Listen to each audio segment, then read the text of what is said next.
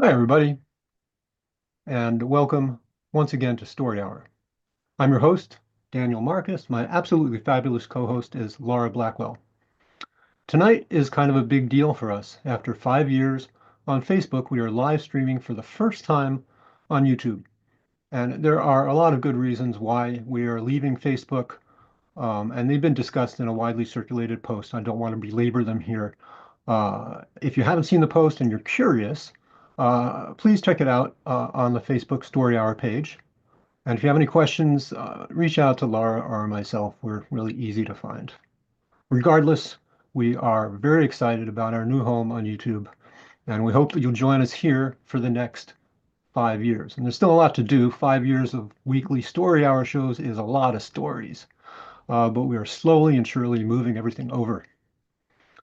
I started Story Hour 5 years ago in the early days of the pandemic. We were all living in what felt like the incipient apocalyptic science fictional future that we've read about and written about for years, and things were pretty weird.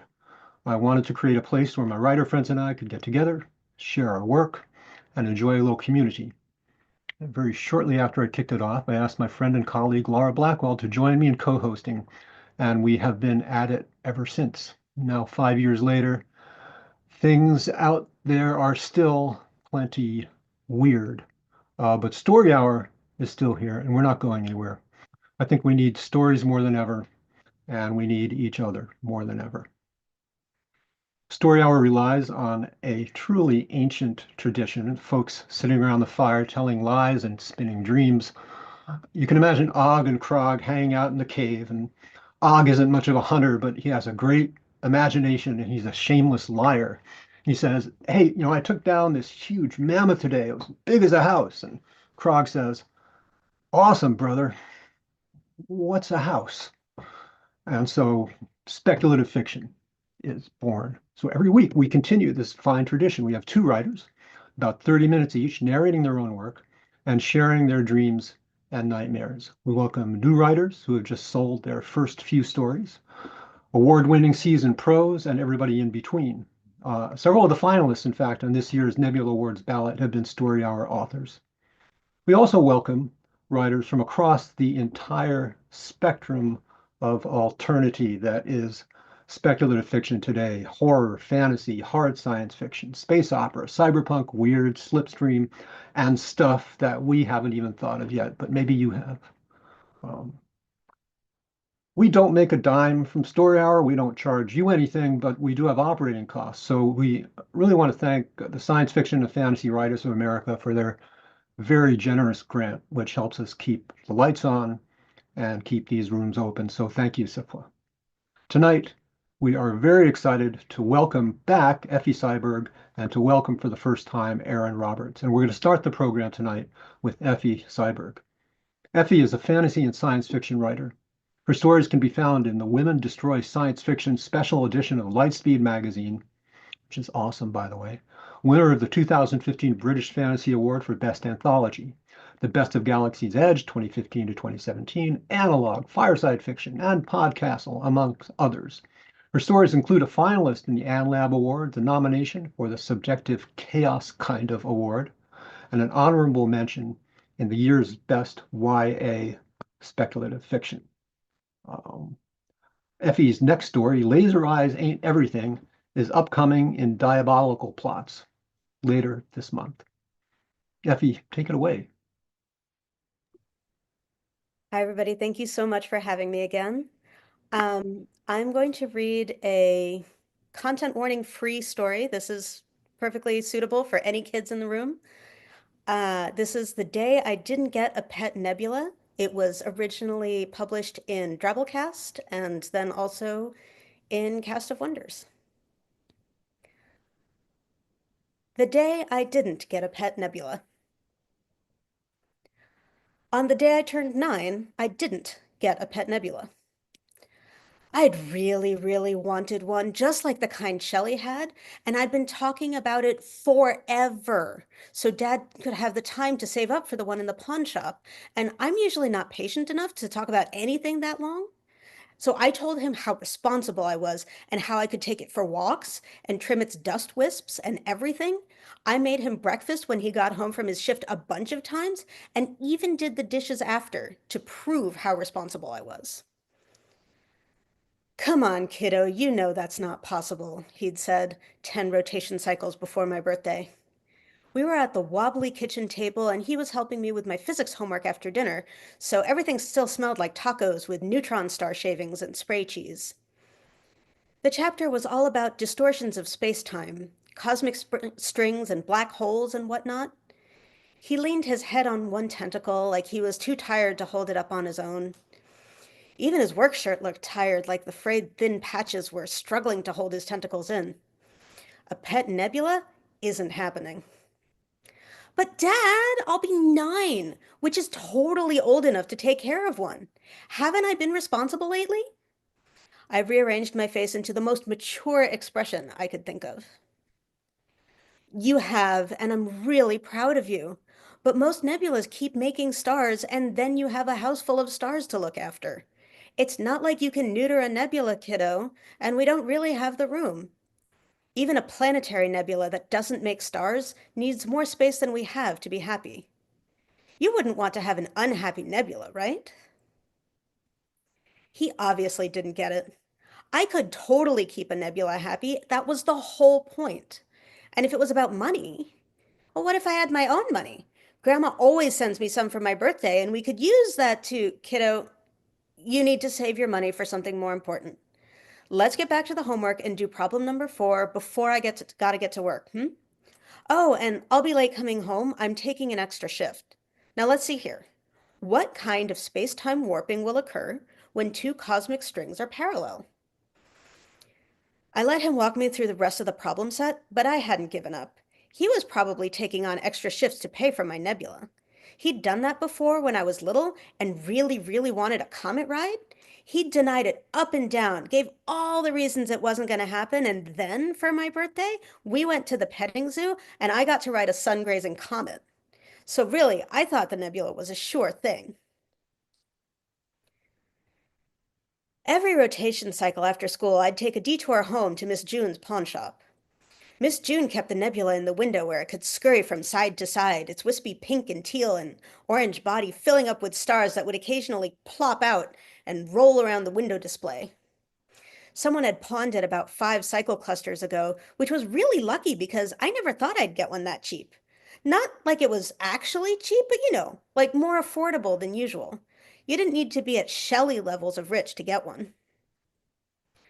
4 cycles before my birthday, I was standing at the pawn shop window after school as usual, my tentacles up on the glass and my breath fogging it up in front of me.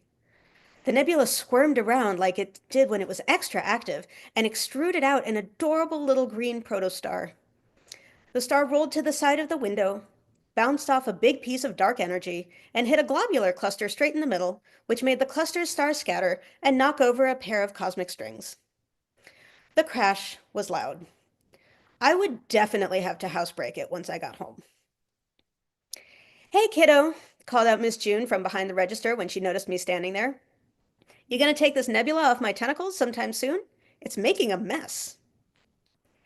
I think my dad's gonna get it for me for my birthday. It's next cycle group, so not that long. I told her, and she'd smiled. 2 rotation cycles before my birthday, my dad sat with me to look over the bits I'd got wrong on my physics homework. He had bags under all 8 of his eyes, and I could tell that getting up early to go over it with me before he went on the late shift was hard for him. 78 on homework is pretty good, Dad, I said. See, it even says great improvement on top. It shows you how hard I'm working. You sure are, honey. I'm proud of you. He gave a tired smile and wiped a tentacle over his face as though he were trying to keep himself from falling right back asleep. Proud enough to get a nebula? I gave him a huge grin. We talked about this. We just don't have the room. And nebulas are expensive. More faking me out. I was getting a nebula for sure, especially with all these extra shifts he's been working. I'm doing great, though. I don't need to review this now. We're still going to go over the ones you missed, he said. It's still important. I knew for a fact that Shelley's parents didn't make her sit with them all this extra time to go over homework. As long as she passed her classes, that was good enough. Lucky Shelley. But at least I thought I'd soon have a Pet Nebula like she did. I studied really hard, and the next rotation cycle had my physics test. Like this, it felt okay, like the stuff we'd gone over was sticking in my head. And then, on the start of my birthday cycle, my dad woke me up, opened my dark matter curtains, and brought me banana pancakes in bed. He gave me 20 credits from my grandma and a box covered in polka dotted wrapping paper, and inside was a moon. A cruddy old moon, dented and pocked with craters and shedding moon dust everywhere, tied into the box so it wouldn't start orbiting around anything. Happy birthday, he said. You've been so responsible lately, I figured you could handle it. My face fell. Oh, thanks. The dust tickled my proboscis, and I just barely managed not to sneeze.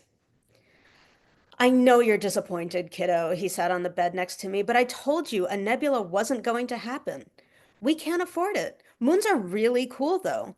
I had a moon when I was about your age. I named it Rocky, and it followed me around everywhere I went. You should take it to school and show your friends. Sure, like that was ever going to happen. When Shelley got her nebula, she brought it to class and gave stars out to everyone. I lost my star when I tripped on the way home and it rolled into a black hole, which I was still mad about. But the point was, what was I gonna do? Hand out little moon rocks at school? Nobody wants moon rocks. Just be sure to come home in time for us to go over your physics homework, he said. I grunted in response. A moon. A crappy, dusty moon that didn't have wispy, beautiful colors, didn't make stars, didn't want to cuddle, nothing. All it did was orbit. I was in a bad mood all day at school. I was grumpy when my lunch voucher got me a pizza with gamma radiation topping, even though I like pizza with gamma radiation. I was grumpy when I got an 85 on my physics test, and when I thought about how proud Dad would be, I got even grumpier. Shelley got a 65. That sucks, I'm sorry, I told her, but she only shrugged sadly and said, whatever, it's not like my parents will care. And it's not like they'll be around enough to even find out about it. And for some reason, that made me grumpier still, though I couldn't figure out why.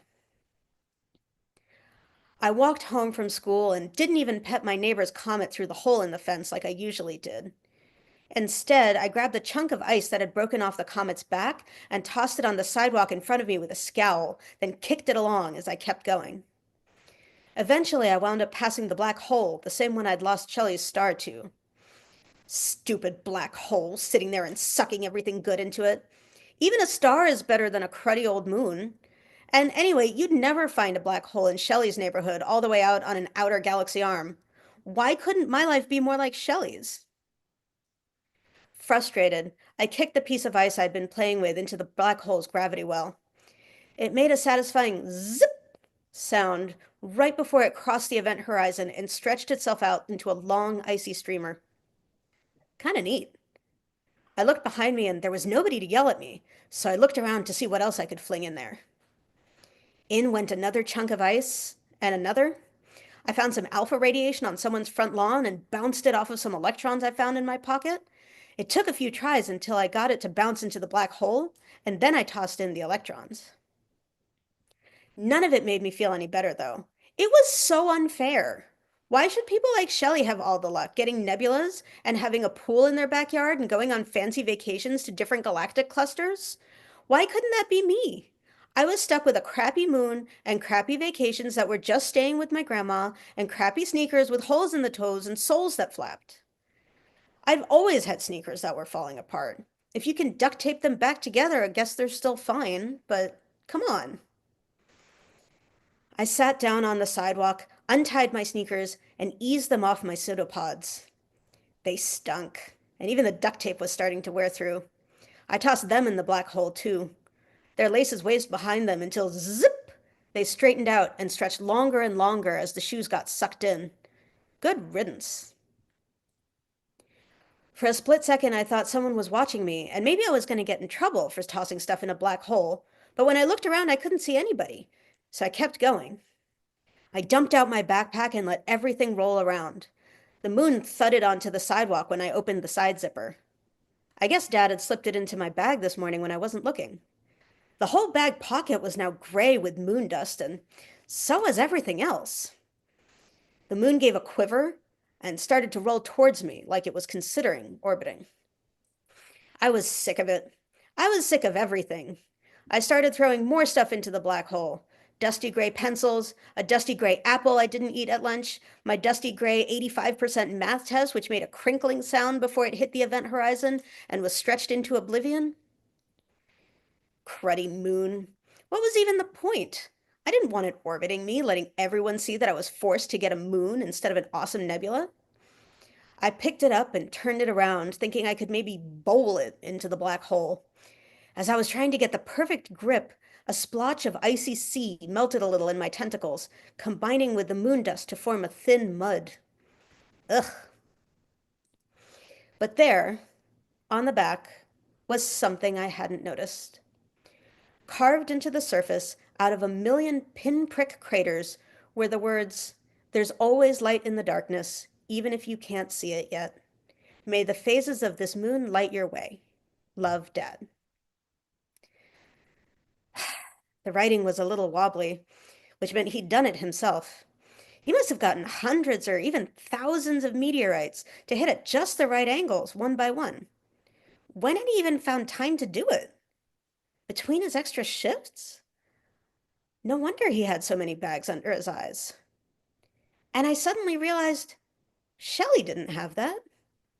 Her parents were always traveling for work, and she always talked about how they loved to play meteor ball and spent a lot of time at the club without her. They didn't really pay a lot of attention to her. They would never put in the kind of time my dad did, like the way he sat with me for physics homework every single night to make sure I really got it. My dad actually cared how I did on my physics test. And then I realized I'd thrown my physics test into a black hole. And he would want to see that. And then I realized I'd thrown my sneakers in too, and this was maybe the stupidest thing I'd done in maybe forever. Crap, crap, crap, crap, crap. I had to figure out a way to get it back, but how? Nothing comes out of a black hole but Hawking radiation. I still had my birthday money from my grandma, though. So I ran in my socks, skipping around stray planets in a big dark energy puddle until I got to the pawn shop. I crossed my tentacles and there they were. Two cosmic strings still glittering in the window. They gently hummed and pulsed. I tried not to look at the nebula, which was still wiggling in the window beneath them, looking all cute next to its 100 credit price tag. I looked for a price on the cosmic strings and didn't see one. "Hey, kid, happy birthday! It's now, right?" said Miss June, always cheerful from behind her register. "You look too blue to be here for that nebula. Be honest with you, it's not worth the hassle." I could tell she was just being nice. Obviously, nebulas are worth the hassle. I mean, they're nebulas. "So, I'll bite. What you here for?" The light winked off the bifocals that only covered four of her eyes. Um, how much are the two cosmic strings in the window?" 40 credits for the pair. Not selling them as singles, you lose all the value that way." My 20 wasn't good enough. And even if she were selling them as singles, it would do me no good. I could have crumpled down and cried right there. "Aw, why so glum, chum?" she asked, leaning over the counter. "I guess I can't afford 'em. I only got 20. She looked me up and down. "Tell you what, I'll give you a special birthday deal if you want it. 20 and a piece of collateral, and I'll let you rent 'em. Bring 'em back within, say, a cycle group, and you get your collateral back. No interest. How about that?" I could have hugged her, but then I realized I didn't have anything to put down for collateral. Nothing but my moon. I couldn't think of anything else, 'cause it's not like she'd want my busted old jacket or backpack or anything. I didn't expect it, but I really didn't like the idea of leaving my moon with Miss June. like it was a piece of my dad or something, which is silly because obviously my dad isn't made of moons. But what else could I do? So I fished it out from my bag and held it for a moment, then plunked it down along with the 20. I grabbed the two cosmic strings from the window, careful to keep them crossing each other and not parallel, and ran. Back at the black hole, I set one cosmic string to root firm in the ground so it wouldn't move, and slowly maneuvered the other string until it went parallel to the first one on the other side of the black hole. They were weirdly slippery to set up, and it took a few tries until I got it right. But as soon as they snapped into parallel position, space-time between the two strings warped and started to tick backwards. I saw myself running backwards to the direction of the pawn shop, and then several minutes later saw myself running backwards back to the black hole. Then my physics test unflung itself from the black hole, and next came the apple, some pencils, and my shoes. I waited until my shoes were back on old me, and then I yanked the two strings out of position. Old me looked at new me for a split second before old me disappeared. My old backpack disappeared too, I guess because new me was still holding it, or the newer version of it, which was weirdly heavy. Anyway, everything else clattered to the ground. I picked everything up, put my shoes back on, and ran back to the pawn shop. Miss June looked at me weird for a beat or two. Then it looked like she figured out what had happened. I sold you the cosmic strings, huh?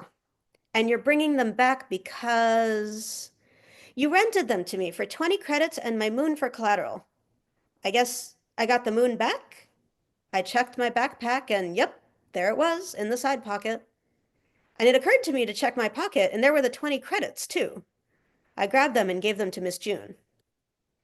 Thanks for your honesty, kiddo, said Miss June as she arranged the two cosmic strings back in the window display, careful to keep them from going parallel.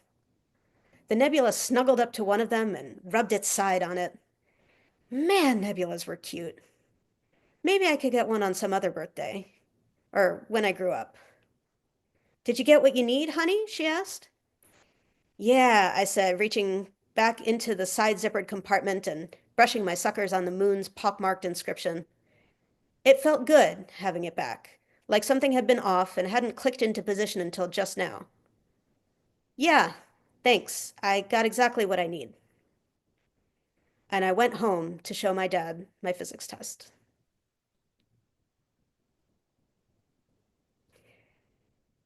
And I know we're not officially doing charity shout-outs anymore, but should anyone feel like donating to the ACLU, it is a good time to donate to the ACLU.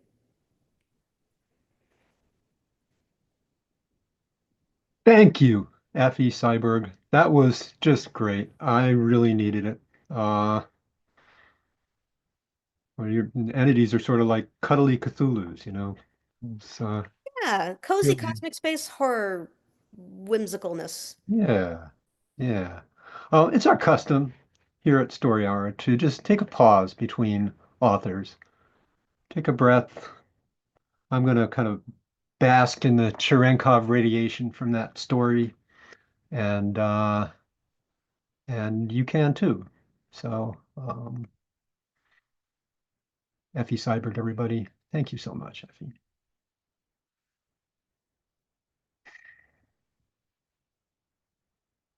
Our next author is Erin Roberts.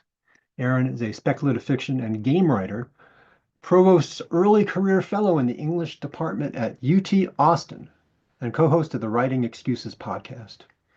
Her short stories and interactive fiction have appeared in publications including Asimov's Clarkesworld, Strange Horizons, and The Dark, and her 40-plus TTRPG game writing credits have earned her 3 Emmy Awards, a 2023 Diana Jones Emerging Game Designer Award, and a Nebula Award finalist nomination.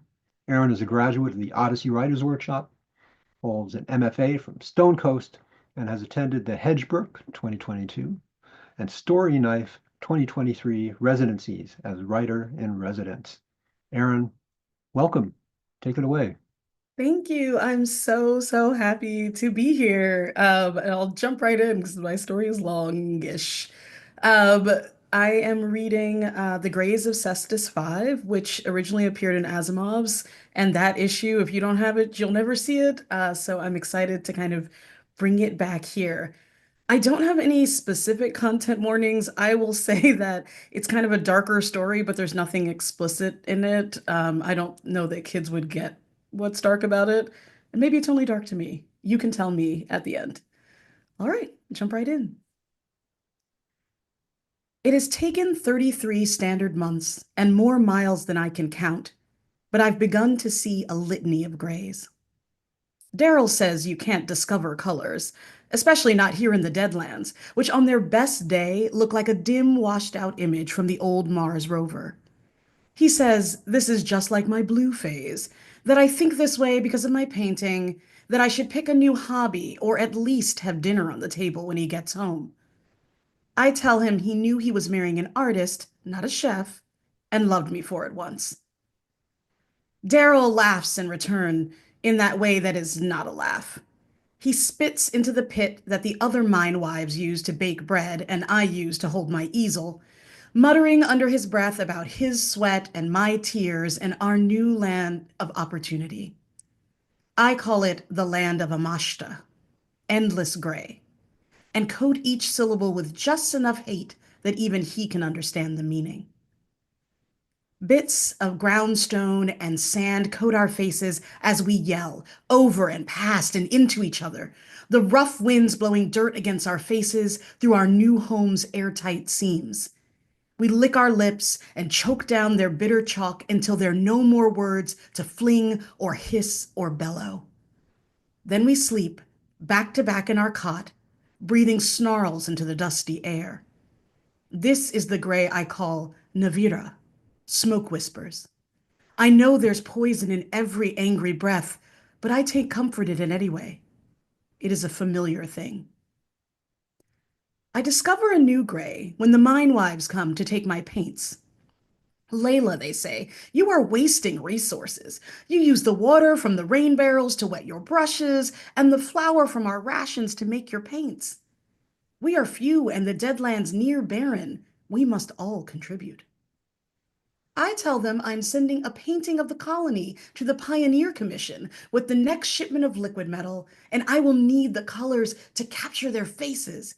That cameras and computers may not work here, but paint is as old and durable as time. They smile, their complaints forgotten, and pose one by one in sweat-drenched work suits and handmade dresses. I draw them all as Skara, the cloying gray that clings and destroys. They do not appreciate the artistry. They do not appreciate anything I've given them, not even Sifa. When we arrived at this barren place, Sifa was not gray. She still shone as bright as the blue moss we'd played in as we waited for the last leg of our journey to the mines, throwing bits of neon fluff between us in an ecstasy of giggles until I didn't know where her smile ended and my laugh began. She brought that vibrance to the Deadlands in the rich brown of her skin and the red of her raw-skinned knees and the not quite white of her crooked-toothed smile, twirling through the desert like a leaf in the wind and pretending to be the rockets that brought us across the night sky. Mama, she would tell me, as I forced our rations into edible imitations of the brown bread sandwiches and vat meat casseroles I'd grown up on. Mama, I almost flew this time. Daryl says she's happier now, that the mine wives are teaching her what it is to survive, that I cannot hold her back from her future. He says that the skara that coats her skin when she comes home at the end of each week is nothing more than dirt and dust, that it can simply be wiped away. Easy for him to believe. He's covered in the stuff. He doesn't even see that she no longer tries to fly. Skara clings now to every face I try to paint, blurring everything around it, becoming Adisa, the gray of unfallen tears. I try to explain it to the mine wives as they crowd around to look for their smiles and find only swirls and shadows, but they don't understand. They take my supplies by morning. I use dirt and spit to draw rocket ships on the silvery gray of the micro-home walls and send the painting anyway. It is the runner-up for the Pioneer Prize in Visual Art. No one in the Deadlands cares. The next gray is an accident. The commission sends for me, an invitation to speak about my artwork, to tell the story of frontier life. They will arrange everything. I only need to tear myself away from the hard labor of the mines. Daryl not laughs at the thought, says I should tell them just how hard I work for the colony. I almost argue, but he's already stopped listening, and this is the closest we come to yes. We do not speak of it again. Still, in the hours before the transport comes, our backs touch and we turn as one. Sifa and I will miss you, Layla, he says, his voice half a question. I will miss painting, I say, but I make my voice soft. I miss them both already. This time, his laugh is real, and our Navira tangle and play in the murky air. This is Viri, the gray of shared breath and misty steam. It creeps into my body and stows away in my memory, and for a moment I remember the way it felt when I called it passion, when it warmed the cold rooms of our apartments on the nights we had no money for heat, and I could feel the tremble in Daryl's arms when he held me. But too much time has passed since then. Now it is just a copy of a copy, another gray to catalog, another piece of the past to put behind me when I go. The hub is not a place for grays. It is as vibrant now as it was 3 years ago. A patchwork of bold store awnings, rainbow fabrics in the crowd, and the pulsing pattern of flashing sales drone lights offering discounts and enticements. I can almost remember the feeling of Daryl's hand in mine as we took the long walk from intake to Pioneer Village. How he'd squeezed it hard as we stepped onto a new world, and I could feel his pulse through my fingers. How we'd gorged ourselves on rations that were made all the sweeter by how long it had been since we'd fully filled our stomachs. I'd barely noticed the colors then, busy waiting like a held breath for the caravan to the Deadlands, telling Sifa stories of the way we would build castles out of silver sand. Now, after hours shoved into a cargo container made to carry the priceless barrels of liquid metal sludge across the endless empty land between our mine and some distant factory, the light and motion and color burn my eyes. I savor still the radiant black of a stone-carved floor, the sunbeam yellow of golden arches, and the red-framed gumball machine filled to the brim with quivering crimson wrappers. But in all the color, I see no trace of the bright blue sign that fills my memory, the white block letters that read, "Take your blues away," and promise a few hours of all-natural bliss. A shame. Blues are not the only thing I need to be free of now, but they're a start. Layla Martin? A young man with loose brown curls and sand-tinted skin appears from within the crowd of moving bodies to stand in front of me, hand extended. He has the ease of someone who has never known hunger or mines or gray, and there's something in his gaze that makes me feel welcome. Yes, I'm Layla, I say. His grip is firm, his hands warm but damp. I'm Nicholas Moody from the Commission, he says. The Pioneer Commission? It's an honor to meet you. I asked them to let me be the liaison on this one, actually. I'm a huge fan. Nice to meet you, Nicholas, I say. I didn't know I still had fans. Of course you do. He smiles broadly, then turns and walks, cocking his head to tell me to follow. I decide to stare at the shops and the lights, and not the dimple in his left cheek or the way his hair brushes the nape of his neck as he walks. Honestly, he says, as we round another corner, I thought Skara should have won the Pioneer. Different style than your earlier stuff, but a breath of fresh air compared to all that normal, boring family on the frontier pieces, you know? No, I don't. I choose not to correct the way he says Skara, as if it is the name of a forgotten lover, instead of a drink of cool, algae-tainted water on a hot day, deceptively appealing and inescapably dangerous. We don't get a lot of new art in the Deadlands. Of course you don't. Sorry. Us Hubbers tend to forget there's life outside these metal walls half the time. Gotta say, I admire the way you guys are really roughing it out there in the mines, like the old Wild West back on Earth, right? That's what they say, I reply. A new land of opportunity. I can still see the words on the bright red brochure Daryl got from the employment center, the video of happy frontier couples and their children. Siva had loved the tiny images that danced above the page, babbling at them from her blanket on the floor until Daryl scooped her up and waltzed with her into my arms, beaming with possibility. Nicholas launches into a speech about economic growth and reconnection with the land that could only be given by someone who knows nothing of mines. I almost smile. I'd used the same words once, trying desperately to reassure acquaintances that I hadn't lost my mind, that it would help my art, that we should all get off our home planets once in our lives. That at least on the frontier, someone was hiring. And we're here, Nicholas says. He pauses in front of a door the color of a dingy paper bag, indistinguishable from the industrial carpet, vaguely patterned walls, and row of other doors exactly like it. I'm not sure how much they told you, but the interview's later this evening, so just put your stuff down and get ready, and I'll be back to get you.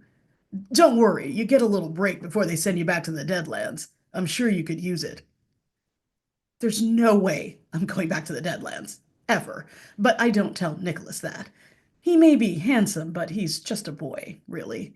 He can't even pronounce Skara properly. He would never understand. Even Daryl expects me to return on the next transport, refreshed and restored, and ready to cook for him, and he should know better. The room is just like the hotel rooms I used to see in movies. All silk softness and velvet luxury and electronic shortcuts, a world away from the micro-home's stark, hard lines and sharp corners. It even has a mirror.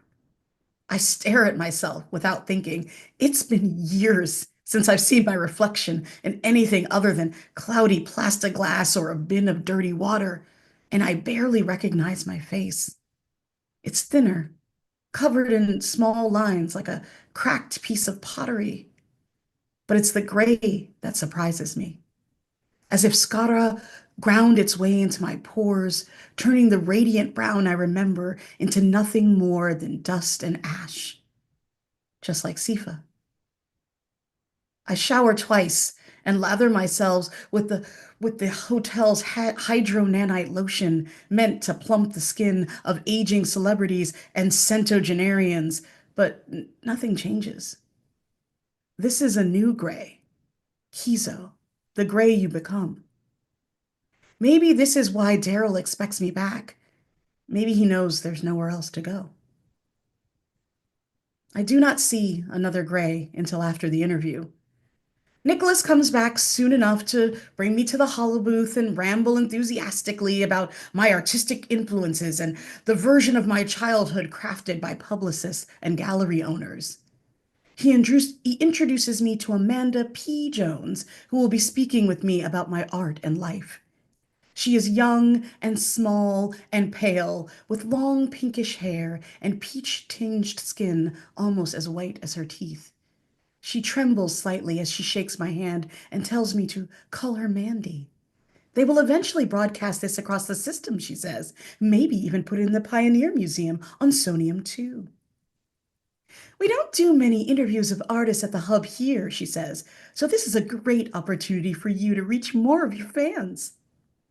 I nod and pretend to care about the thousands, maybe millions, of viewers that Mandy says will watch us once the interview is recorded and distributed, concentrating on keeping my hands away from my gray-worn face. Kizo, like Skara, doesn't rub off, but it's hard not to try. I clasp my fingers tightly as techs flit around me with devices and move me from spot to spot. When they finish, a light snaps on, and my painting appears on the black wall in front of us. I dig my nails into my hands so hard I think I will bleed. I wonder if even that will be gray. So let's get started, Mandy says. Layla, tell me a little bit about life in the Deadlands. I paint, mostly, I say. Yes, of course. Her face squinches together like Sifa's did the time she ate a lemon back in our old apartment and threw it across the room. And I yelled at her for wasting food, as if a lemon would sustain us. I just meant that many of our viewers want a sense of what it's like out on the frontier, Mindy continues, especially since there are no recordings of settlements as far out as yours. That's why they call it the Deadlands. I mean it as a joke, but she doesn't laugh. Yes, well, any insight you can give into life as a pioneer would be wonderful. For example, I know the Cestus Corporation only recruits married couples and families for their mining operations. Is your partner also a painter? Daryl works in the mines. Of course, and do you have any children? One, Sifa. Sifa, that's a beautiful name. How old is she? She's 9, I think, I say. I try hard to keep my voice even. You think? Well, time must run differently far away from the bustle of a port. Let's just say 9. She smiles in a way that I think is meant to be reassuring. It doesn't matter, I say. She's gone now. I watch as Mandy's mouth opens and closes and opens again. I'm so sorry for your loss, she says, finally. Can you tell us what happened? If it's not too painful, of course. Her voice is full of concern, but she leans forward, and her eyes are wide. She's not dead or anything, I say.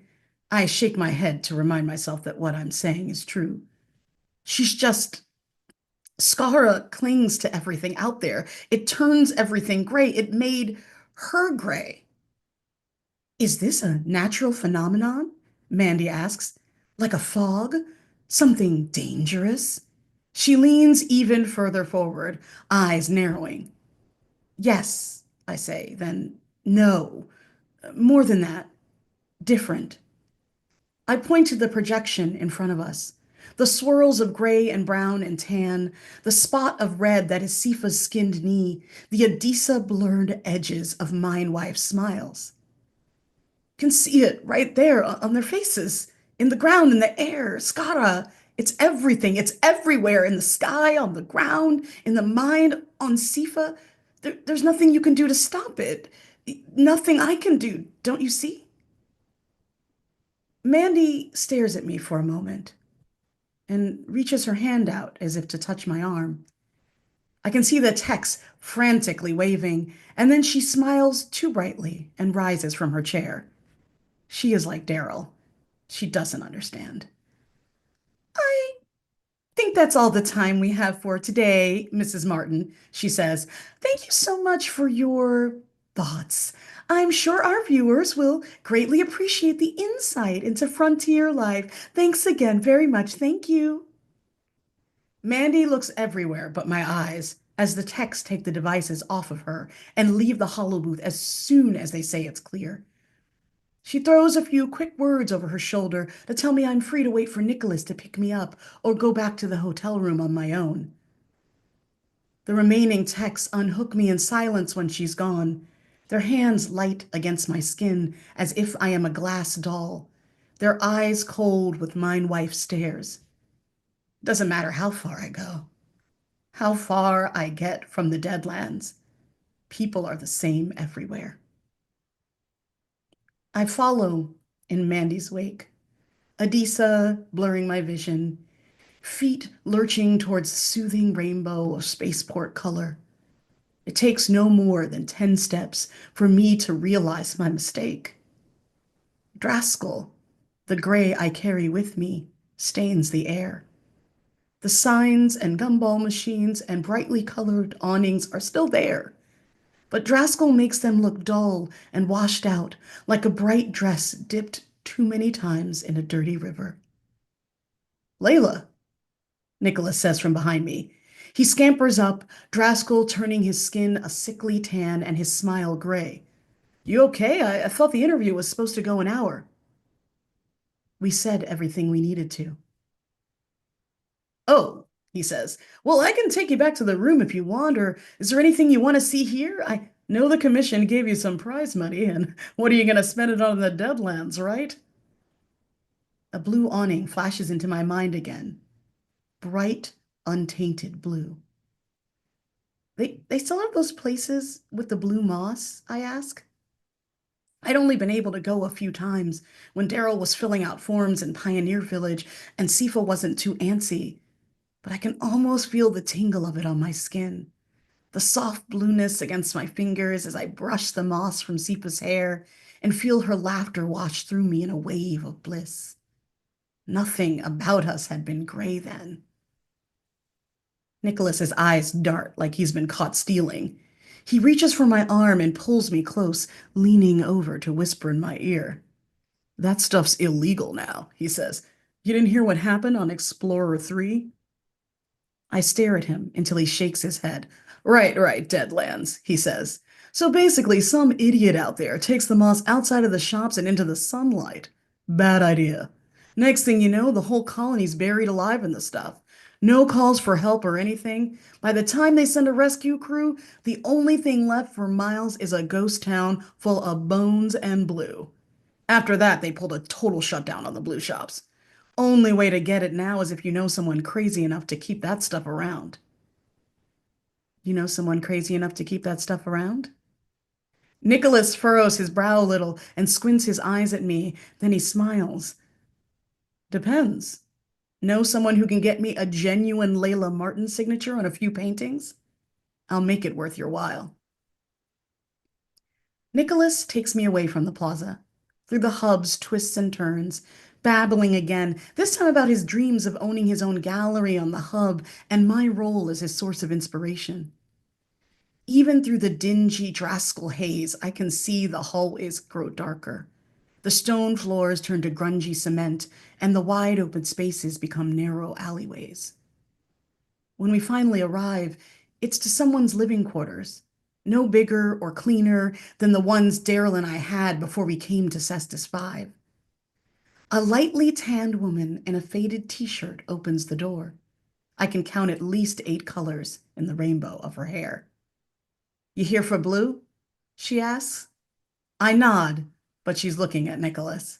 She's cool, Vi, he says. She's Layla Martin. Vi's expression does not change.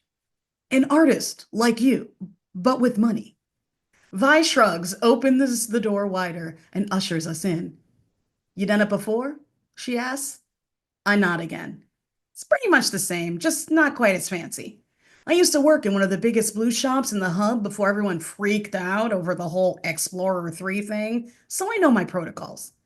Got the biggest stash, too. Took whatever I could before the authorities grabbed everything they could find. So just transfer me the money, head into the room over there, and I'll flip the lights to daytime mode. Then sit back and enjoy. I'll get you out after 30 minutes. Too much time and you won't know where it stops and you start.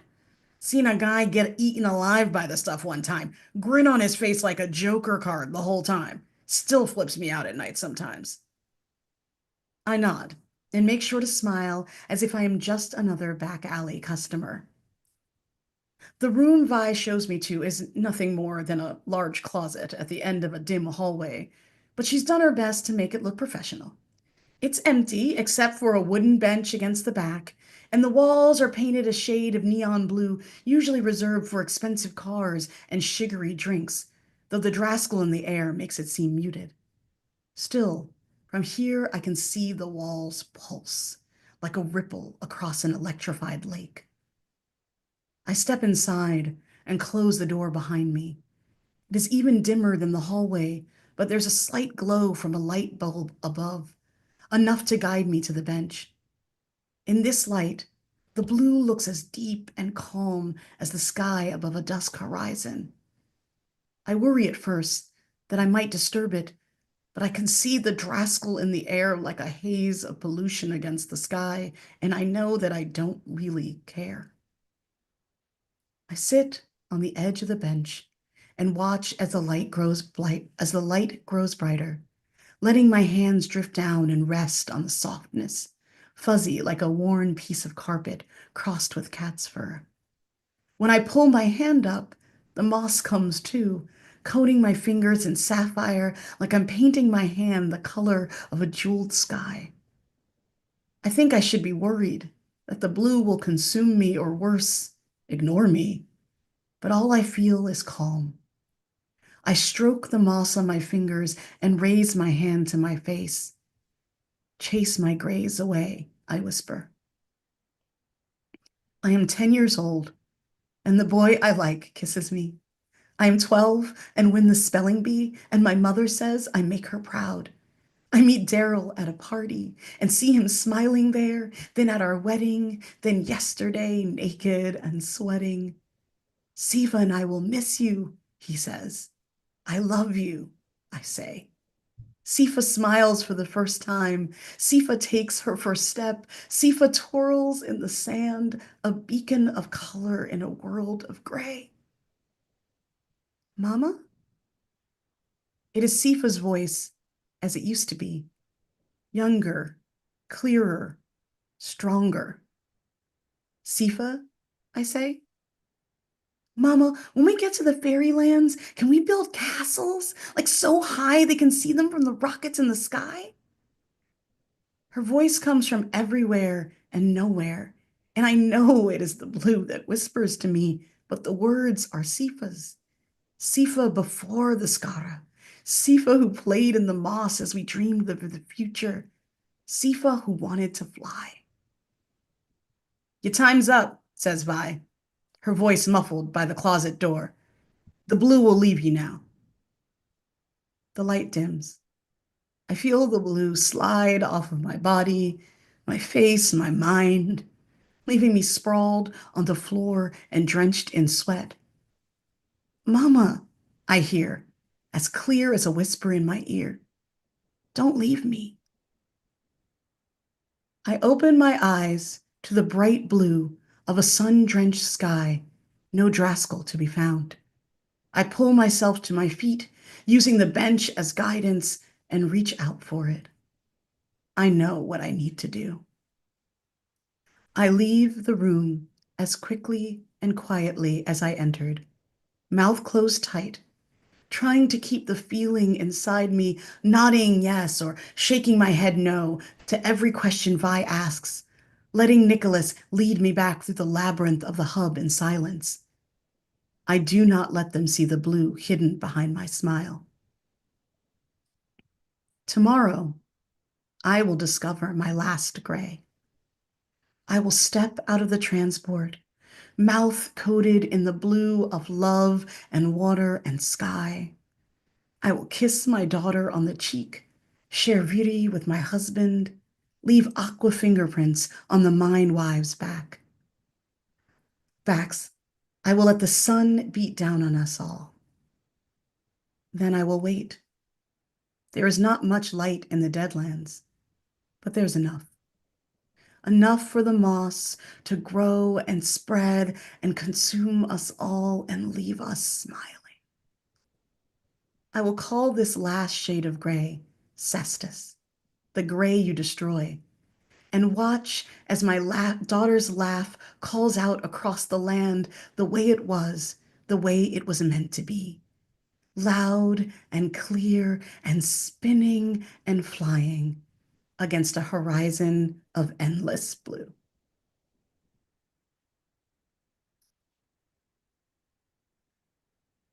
The end. Oh man. Yeah. Erin Roberts, everybody, thank you so much, Erin. That was just incredible. That was lovely. Thank you. You all are so lovely. Your faces are so like happy. It's wonderful. happy and heartbroken at the same time. Yeah. Such a weird. God damn, Laura, I know. Um, uh, I want to thank you both for sort of inaugurating this transition to YouTube. It was such a great program for us to do that. There's two wonderful stories, two great authors, but just very different stories. And for me, it kind of bookends the range that we aspire to in Story Hour. So um, thank you so much for sharing your work with us tonight. And Laura, thank you for your partnership these last 5 years, and looking forward to the next on YouTube. As am I. And I think as are some more people. Yeah, I hope Because, so. And all of you out there, um, thanks for coming. yeah, we all And love stories, don't we? That's why we're here. yeah, yeah, exactly. Next week, Krista Carmen, Gregory Frost. Going to be a great program, so come on back, and we'll see you around the campfire. Bye, everybody.